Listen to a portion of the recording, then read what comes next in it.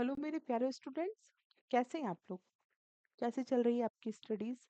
जैसे कि सीबीएसई का जो टाइम टेबल आया है एनुअल का, वो 15 फेब से आया है। ठीक है। तकरीबन 26 27 से 10 12 वालों की भी एग्जाम स्टार्ट हो रही है। तो समय अगर हम फरवरी का निकाल दें, और नवंबर तो ऑलमोस्ट कंप्लीट हो ही चुका है, तो आपके पास समय बचता है दिसंबर और जनवरी। Only for 2 months. आपके पास सिर्फ 2 ही महीने हैं। इन 2 ही महीने में आपको बहुत बहुत बहुत ज़्यादा मेहनत करनी है। अगर आप चाहते हैं कि हमारा रिजल्ट सकारात्मक रहे, पॉजिटिव रहे, तो इसके लिए आप लोगों को मेहनत करनी है।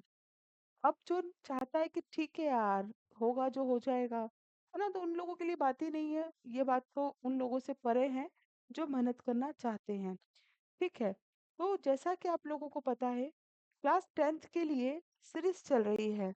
और जो सीरीज चल रही है, you know very well about it, आप लोग बहुत अच्छे से जानते हैं। ये सीरीज है आप लोगों की निर्वाण सीरीज। इस सीरीज के अंतर्गत मैंने आपको कहा था कि मैं 500 प्लस क्वेश्चंस आपको कराऊंगी। ठीक है। अभी अपना चल रहा है जो सब्जेक्ट, वो एसएसटी चल रहा है। 250 अराउंड क्वेश्चन इसमें मैं करा चुकी हूँ, छोटे बड़े सब मिलाकर। कुछ आज हो जाएंगे, तो आप देखेंगे कि एक क्वेश्चन में से बहुत सारे आंसर्स भी निकल कर आ रहे हैं। ठीक। तो अगर आप कंसंट्रेशन के साथ पढ़ते हैं, तो बहुत सारे बच्चों को, जैसे अभी कहीं कहीं फर्स्ट टर्म का एग्जाम कंप्लीट हो गया है, तो उन लोगों को इसका बहुत अच्छे से बेनिफिट मिला है। बहुत से बच्चे कहते हैं कि हाँ मैम, टीचर्स पढ़ा रहे हैं तो हमें क्वेश्चन आंसर्स फाइंड आउट हो रहे हैं और हम अच्छे से कर पा रहे हैं। बाकी आप खुद ही समझदार हैं। 14 प्लस 15 प्लस आपकी एज है, तो आप लोग बहुत अच्छे से समझ सकते हैं कि आपके लिए क्या अच्छा है। फिर कहना चाहूंगी, जिसको पढ़ना है उसका स्वागत है। जो नहीं पढ़ना चाहता, उसके लिए तो अपन कुछ नहीं कर सकते, है ना बेटा? तो चलिए अब अपन आ जाते हैं क्वेश्चन नंबर 1 पर। क्वेश्चन नंबर 1 आपकी स्क्रीन पर। बहुत अच्छा क्वेश्चन है। क्वेश्चन जो बताया गया है, वो क्वेश्चन पहले आप समझे। क्वेश्चन है कि वाई एयर ट्रांसपोर्ट मतलब वायु परिवहन, जो हवा में उड़ते हैं, है ना, मोस्ट इम्पोर्टेंट या more important in northern eastern state, है ना, जो आपके पूर्वोत्तर राज्य हैं, है ना।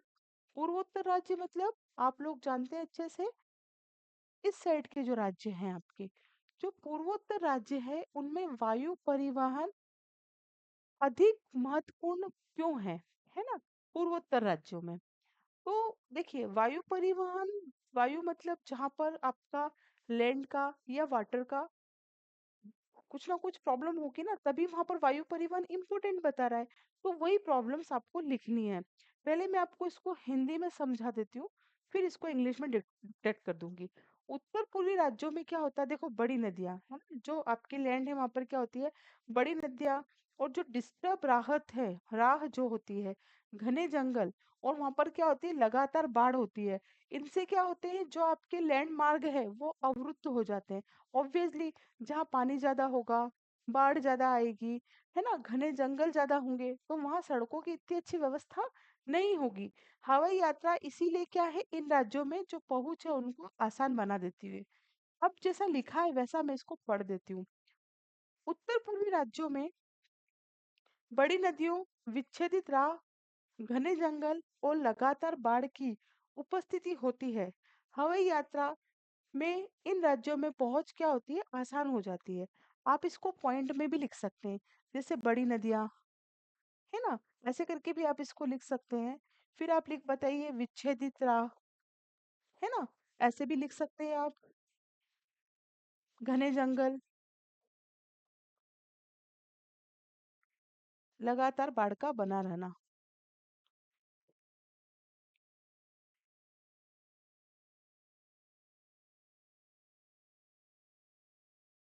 है ना। एक छोटा सा डायग्राम बना दो आप। 3 4 मार्क्स में आया, किस एरिया को बता रहा है वहां लिख दीजिए। और आप यहाँ ऐसे लिख दीजिए इसको, नॉर्थर्न ईस्टर्न स्टेट। कहीं से एक नंबर काटने की गुंजाइश नहीं है। ये बच्चे नहीं लिखते, डायग्राम नहीं बनाते हैं, क्योंकि आपको लगता है एसएसटी में डायग्राम की क्या आवश्यकता है। लेकिन जब आप दूसरे बच्चों से एक्स्ट्रा लिखेंगे, तो आपको पता चलेगा कि हाँ, हमें मार्क्स जो है बहुत अच्छे मिल रहे हैं। इसे इंग्लिश में पढ़ लेते हैं हम। North eastern state are marked, कैसे मार्क्ड है वे, मतलब चिन्हित है, कैसे, with the presence of big rivers, है ना, वो जो डिस्टर्ब है किससे, रिलीफ से, dense forest and frequent flood, है ना, जो जल की धारा है वहां पर क्या है, लगातार बनी हुई है, इसलिए ever air travels has made axis easier in this state. इसको भी आप यहाँ पे पॉइंट में लिख सकते हैं, और ऐसा एक डायग्राम बना दीजिए साउथ, अपना जो साउथ इंडिया है उसका, और यहाँ बता दीजिए कि किस स्टेट की आप बात कर रहे हैं। बस इतना ही करना है आपको, इसमें लिखना नहीं है कि यहाँ पे केरल है, तमिलनाडु है, आंध्र प्रदेश है, महाराष्ट्र है, गुजरात है ना, आप सिर्फ इतना भी बता देंगे ना, क्योंकि दूसरे बच्चे ही नहीं बनाएंगे तो आपको अच्छे मार्क्स मिल जाएंगे। चलिए आते हैं नेक्स्ट क्वेश्चन पे। नेक्स्ट क्वेश्चन भी बहुत अच्छा है। नेक्स्ट क्वेश्चन है, name the longest highway. Longest highway आपको टनल बतानी है, कौन सी, इन द वर्ल्ड, इंडिया की बात नहीं हो रही है यहाँ, वर्ल्ड की बात हो रही है, मतलब कि विश्व की सबसे लंबी राजमार्ग सुरंग का आपको नाम बताना है। तो ये सुरंग किस नाम पे है आपकी, ये सुरंग है अटल टनल, है ना, अटल टनल, या फिर आप बोल सकते हैं अटल सुरंग, जो कितने पॉइंट की है, 9.02 किलोमीटर, सॉरी किलोमीटर, 9.02 किलोमीटर। बहुत अच्छे से डील करिए, क्वेश्चन में आंसर फैला फैला के लिखिए। मान लीजिए आंसर नंबर 2 है तो आप पहले तो लिखिए आंसर नंबर, ये आपकी कॉपी मान लीजिए, ओके, ठीक है, ये आपकी क्या हो गई, कॉपी हो गई, ठीक है। अब मान लीजिए ये कॉपी है आपकी, तो आप यहाँ लिखिए आंसर नंबर 2। उसको कैसे डील करेंगे, पहला पॉइंट आप डाल लीजिए से अटल सुरंग, सुरंग, और दूसरा पॉइंट लिख दीजिए इसमें 9.02 किलोमीटर। एक और पॉइंट आप लिख सकते हैं जो आंसर में मेंशन नहीं है, ये कहाँ है, हिमाचल प्रदेश में। ये हो गए आपके 2 मार्क्स में आए, 3 पॉइंट लिया, बिल्कुल ऐसे ऐसे चेक करेगा और आपको 2 मार्क्स देगा। क्वेश्चन के आंसर्स को डील करना सीखे आप, दूसरों से अपनी कॉपी कैसे अलग दिखेगी, ये चीजें सीखे आप। अब मैं आपको उस स्टेज पे आप लोग आ गए हैं मेरे साथ कि मैं आपको अब लिखने की नई नई टेक्निक्स बताऊं, ठीक है, तो आप इसमें लिखेंगे, बिल्कुल आपको दिल खोल के नंबर देगा। 2 नंबर का है, आप 3 पॉइंट लिख रहे हैं तो क्यों नंबर नहीं मिलेंगे आपको। चलिए नेक्स्ट क्वेश्चन पे आते हैं, है ना, विश्व की सबसे लंबी राजमार्ग सुरंग का नाम बताना है। मैं आंसर्स को पढ़ देती हूँ, नहीं तो आप कहेंगे मैडम ने आंसर नहीं पढ़ा। The world's longest highway tunnel Atal tunnel है, 9.02 किलोमीटर की, और ये किसके has been build by border road organisation. देखो एक पॉइंट और बढ़ा सकते हैं आप, चौथे नंबर का पॉइंट, दुनिया की सबसे लंबी राजमार्ग सुरंग अटल सुरंग 9.02 किलोमीटर, और सीमा सड़क संगठन द्वारा बनाई है। 3 पॉइंट हो गए आपके, 1, ये 2, ये 3, और 4 कौन सा हो जाएगा आपका, it is in Himachal Pradesh, है ना, ठीक है। चलिए ये सबसे विश्व की सबसे बड़ी टनल है बेटा अभी तक।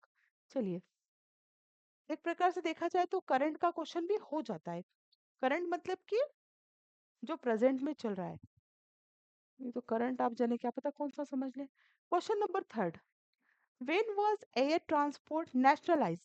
ये क्वेश्चन मैंने आपको एमसीक्यू फॉर्म में भी कराया है, हवाई परिवहन का राष्ट्रीयकरण कब किया गया, तो ये किया गया 1953 में। कब किया गया, 1953 में। 1953 में हवाई परिवहन का क्या किया गया, राष्ट्रीयकरण किया गया। चलिए नेक्स्ट क्वेश्चन, ये भी बहुत इंपॉर्टेंट और बहुत प्यारा क्वेश्चन है। What is Rowlatt Act. Rowlatt Act क्या है ये आपको बताना है। रोलेट एक्ट क्या है, आशा करती हूँ ये क्वेश्चन आपने पढ़ा होगा, इंपॉर्टेंट क्वेश्चन है, काफी बार एग्जाम में किसी ना किसी फॉर्म में पूछा गया है। आपको बताना है रोलेट एक्ट क्या है। इट वॉज अ लॉ, ये क्या था, एक लॉ था, एक नियम था, according to which any person could be, इसको क्या कर सकते थे आप, डिटेन कर सकते थे एंड इम्प्रेस कर सकते थे with out trial of 2 years, for 2 years, मतलब आप किसी को भी शक की बुना पर जेल में डाल सकते थे। इट वॉज इनेक्टेड इन 1919, है ना, इट वॉज, ये कौन से एक्ट के तहत था, 1999 के एक्ट के तहत था। आपने बहुत सारे एक्ट पढ़े होंगे, जैसे एक एक्ट इसके पहले आपने कब पढ़ा होगा? 1909। लेकिन ये किस एक्ट में लिखा था ऐसा? 1919 के 1919 के एक्ट में। The prime objective of roller act, मतलब इसका जो प्राइम ऑब्जेक्टिव था, जो मुख्य उद्देश्य था, was to supports the national movement, है ना, जो नेशनल मूवमेंट चल रहा था उसको सुप्रेस करना था। दस गांधी जी डिड, है ना, अपोजिशंस अगेंस्ट दिस एक्ट। जो गांधी जी थे उन्होंने इसका खुलकर विरोध किया। कौन से एक्ट का? रोलर एक्ट का। यह एक ऐसा कानून था जिसके अनुसार किसी भी व्यक्ति पर बिना अभियोग चलाए मतलब मुकदमा चलाए, अनिश्चित समय तक जेल में डाला जा सकता था। यह सन 1919 में पारित हुआ था। रोलर का मुख्य उद्देश्य क्या था? जो राष्ट्रीय आंदोलन चल रहा था, आपका जो नेशनल मूवमेंट चल रहा था, उसको क्या करना था? दबाना था या कुचलना था। अतः गांधी जी ने क्या किया बेटा? इस एक्ट का बहुत व्यापक रूप से क्या करा? विरोध किया। आप मुझे ये बताएं कि Gandhi ji India south Africa से कब लौटे और साउथ अफ्रीका में वो कितने समय तक रहे? एक क्वेश्चन का आंसर मैं बता देती हूँ। कौन सा बताऊं? जो आपको इजली नहीं मिलेगा। साउथ अफ्रीका में वो 21 ईयर्स रहे। अब वो इंडिया कब आए ये आपको बताना है। कौन से ईयर में आए? ऑप्शन है आपके 1915, 1919, 1920 एंड 19, है ना, 1900। अब बताइएगा आप कौन सा ऑप्शन है इसमें से। चलिए नेक्स्ट क्वेश्चन। क्वेश्चन नंबर 5, ये भी अच्छा क्वेश्चन है। What was the what was the civil code 1804? 1804 का नागरिक संहिता क्या था? 1804 के नागरिक संहिता को आमतौर पर हम क्या कहते हैं? नेपोलियन कोड के रूप में भी जानते हैं। The civil code of 1804 usually known as the Napoleon code, है ना, abolished all privilege based on birth, मतलब कि जन्म के आधार पर सभी विशेषाधिकारों को समाप्त कर दिया गया। जन्म के आधार पर कुछ डिसाइड नहीं होगा। इट स्टेब्लिश इक्वलिटी, यह समानता के आधार पे था, है ना। इसने कानून के समक्ष समानता को स्थापित किया, है ना, before the law, and squared the right of poverty. This code was also implemented in the सुब्रीमेंटेड रीजन्स ऑफ फ्रांस, मतलब कि ये जो कोड था ये काय के लिए? फ्रांस के अधीनस्थ क्षेत्रों में भी लागू था। मतलब फ्रांस में तो था, अपना भारत है, मान लो अपना ये इंडिया बना हुआ है, इंडिया में तो कोई रूल्स है ही, लेकिन जो हमसे अधीनस्थ है, मतलब जो हमारे समीपवर्ती कंट्रीज है, वहां पर भी ये क्या था? नियम लागू था। हमारे इंडिया में नहीं, ये फ्रांस के समीपवर्ती लागू था, है ना। यही है कि 1804 के नागरिक संहिता को आमतौर पर नेपोलियन कोड भी कहा जाता है। जन्म के आधार पर सभी विशेषाधिकारों को समाप्त कर दिया गया। इसने कानून के समक्ष समानता स्थापित की और संपत्ति का अधिकार सुरक्षित किया। यह कोड फ्रांस के अधीनस्थ क्षेत्रों में भी क्या था? लागू था। चलिए नेक्स्ट क्वेश्चन। क्वेश्चन नंबर 7, ये भी बहुत अच्छा क्वेश्चन है कि बायकट क्या है ना। What is the mean of boycott?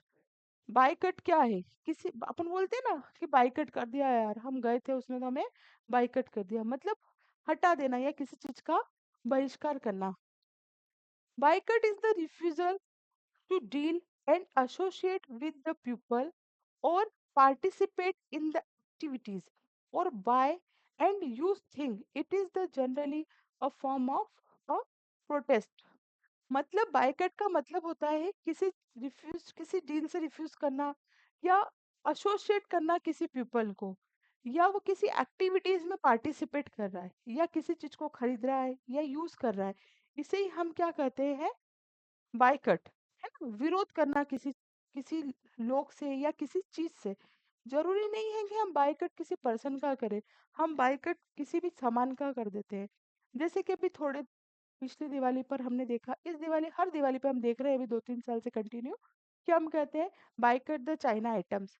China के आइटम्स को हमें नहीं खरीदना है ना। Local for vocal, Gandhi ji ने एक बहुत अच्छा, सॉरी, पीएम मोदी जी ने बहुत अच्छा क्या चलाया है, एक अभियान चलाया था कि हमें हमारे देश में बनी हुई निर्मित वस्तुएं ही यूज करनी है। बहिष्कार लोगों के साथ व्यवहार करने और संबंध करने या गतिविधियों में भाग लेने या चीज खरीदने और उपयोग करने से इनकार करना है। यह आमतौर पर विरोध का क्या है, एक रूप है। आशा करती हूँ इस क्वेश्चन का आंसर आपको समझ में आ गया होगा। अब नेक्स्ट क्वेश्चन, बहुत बढ़िया क्वेश्चन है ये भी। बारदोली सत्याग्रह, बारदोली सत्याग्रह या बारदोली सत्याग्रह किसके द्वारा चलाया गया? तो ये हमारे पटेल साहब के द्वारा चलाया गया। कब चलाया गया? 1928 में। Lead present movement in Bardoli, ये बारदोली में हुआ था। बारदोली तालुका है, कहाँ पर है? गुजरात में है। Which was a protest against the increasing land renew, मतलब कि बारदोली सत्याग्रह में क्या हुआ था, जो आंदोलन हुआ था किसानों के लिए हुआ था, और ये जो लगान बढ़ा दिया गया था उसके लिए हुआ था। It is known as the Bardoli Satyagraha and this movement become successful under the able leadership of Vallabh Bhai Patel. और यह जो आंदोलन था ये सक्सेसफुल रहा, किसके अंडर में हुआ था? ये वल्लभ भाई पटेल, मतलब वल्लभ भाई पटेल इसके मुख्य लीडर थे। उन्होंने क्या करा था, इस जो मूवमेंट था, ये जो सत्याग्रह था, इसको क्या करा? सक्सेसफुल करा। The struggle was widely published and generated, है ना, इम्पेनेंस sympathy in many parts of India. 1928 में वल्लभ भाई पटेल ने क्या करा? गुजरात के एक तालुका जो बारदोली है, बारडोली नहीं है ये, बारदोली, किसान आंदोलन का नेतृत्व किया, जो बढ़ते भू राजस्व के खिलाफ था। मतलब रेन्यू ले रहे हो ना, ठीक है, मतलब आप एक ये समझ लीजिए किसी का लगान वसूल कर रहे हैं जो बढ़ते ही जा रहा था। कभी 3 रुपए थे तो 4 हुए, 4 से 5, 5 से 7, उसके खिलाफ था। इस सत्याग्रह को हम बारदोली सत्याग्रह के नाम से भी जानते हैं। यह सत्याग्रह जो था, ये हमारे वल्लभ भाई पटेल के कुशल नेतृत्व में क्या हुआ?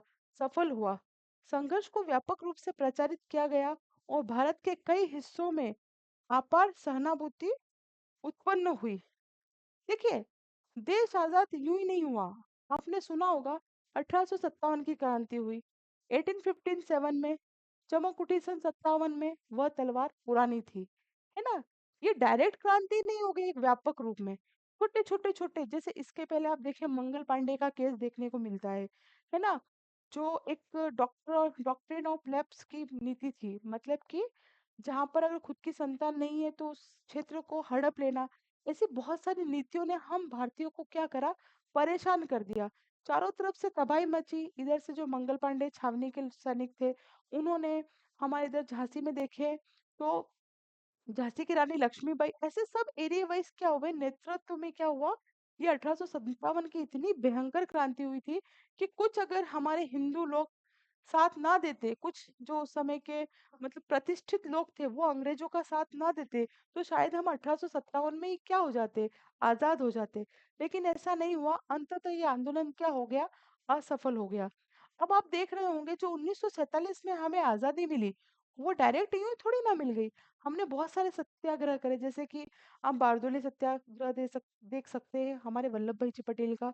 उसके बाद गांधी जी द्वारा बहुत सारे मूवमेंट चलाए। असहयोग आप देख सकते हैं, असहयोग आंदोलन, है ना, खेड़ा मिल आंदोलन, ऐसे बहुत सारे लाल बाल पाल के बारे में आपने सुना होगा।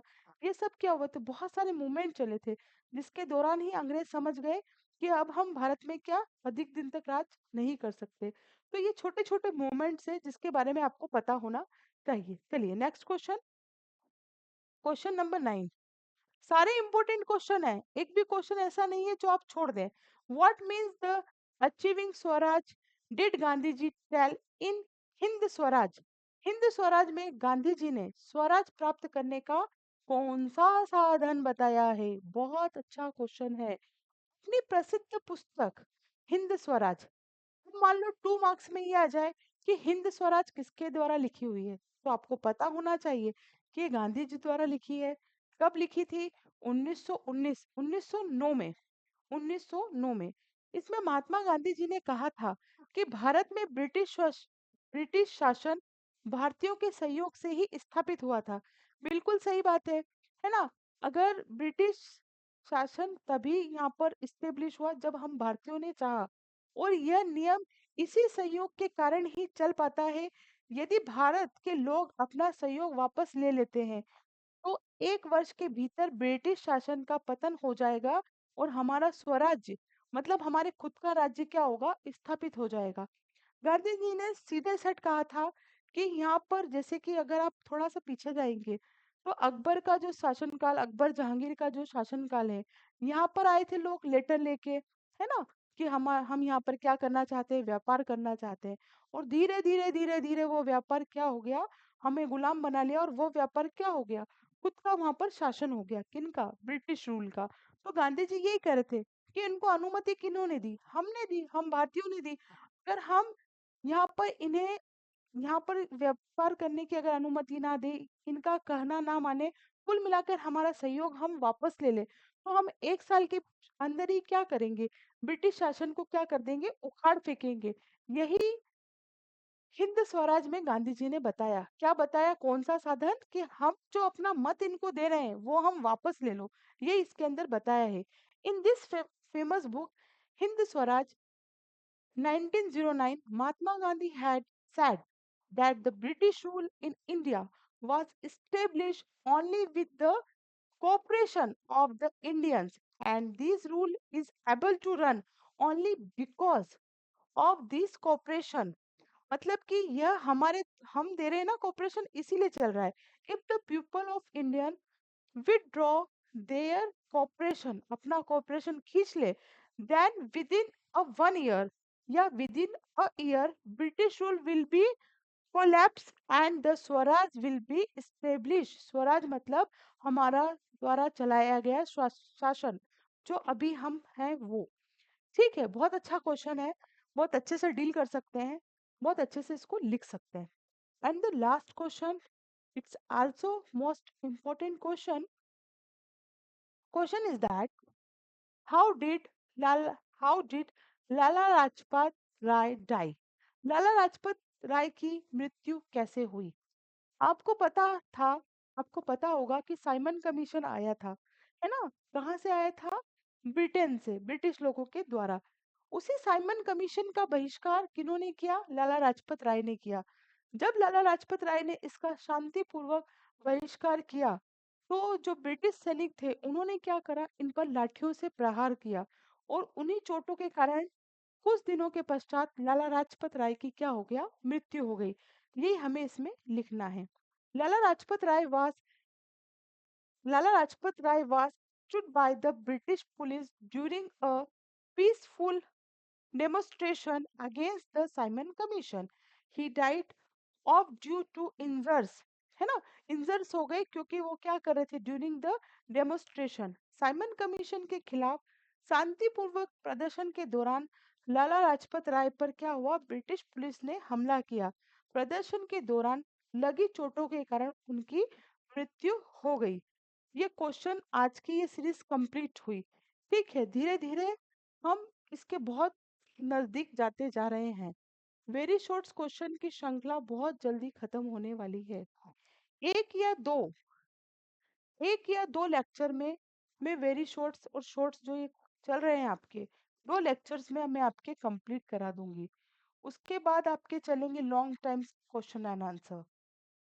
इन क्वेश्चन आंसर्स को मैं आप लोगों के सामने थ्योरेटिकल फॉर्म में नहीं लाऊंगी, इनको प्रेजेंट करूंगी पॉइंट वाइज या कोई फ्लो चार्ट से, उसके थ्रू, ताकि आपके दिमाग में बैठ जाए और आप ऐसा कि एज इट इज इसको कॉपी में लिख पाए। ठीक है, तो आशा करती हूँ कि आज के क्वेश्चंस आंसर्स भी आपको बहुत अच्छे से समझ में आए होंगे। जो बच्चे शुरू से मेरे साथ जुड़े हैं वो 250 प्लस की लीडिंग पे है। 250 क्वेश्चंस उन्हें इसमें याद हो गए होंगे, ऐसी मैं उम्मीद करती हूँ। ठीक है, चैनल में चल रही इस ये सीरीज अगर आप लोगों को अच्छी लगती है तो आप प्लीज चैनल को सब्सक्राइब करें, लाइक करें और शेयर करें। ठीक है, जल्द मुलाकात होगी, तब तक के लिए जय हिंद, जय भारत।